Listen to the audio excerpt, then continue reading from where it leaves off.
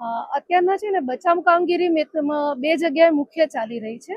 એક તો ઉંગડાળામાં જે ચોગટ ગામ છે ને ત્યાં 10 વ્યક્તિ ફસાયા છે અને ત્યાં ઓલરેડી આપણી ટીમ પહોંચી ગઈ છે બોટ સહિત.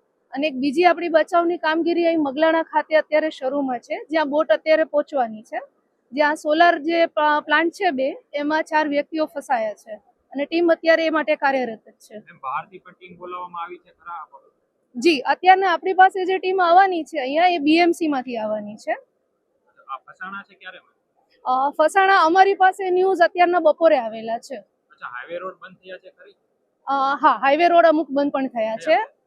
અત્યારના આ સાઈડથી સોનગઢ બાજુથી અને વલભીપુરમાં જે આગળ બોટાદ બાજુનો જે રસ્તો છે ત્યાંથી પણ બંધ થયા છે. કઈ નદીનું પાણી આવ્યું છે?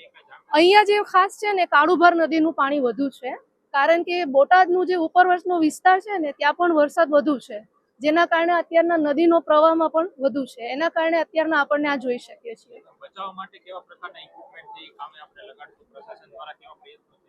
અત્યારે પ્રશાસન પૂરે પ્રયત્ન કરી જ રહી છે કે જેવી રીતના મેં આપને કીધું કે થાપમાતમાં ઓલરેડી બોટ પણ પહોંચી ગઈ છે, તરવૈયાઓની ટીમ પણ ત્યાં છે અને બીજી બધી પણ આપણે જે પણ બચાવમાં રાહત સામગ્રી છે જોડે લઈને જ ગયા છીએ. ફસાયેલા લોકો સાથે આપણે પ્રશાસનને વાતચીત થઈ છે? ફોનથી એ લોકો સાથે વાતચીત ચાલુ છે. હા, એ લોકો સુરક્ષિત છે અત્યારે.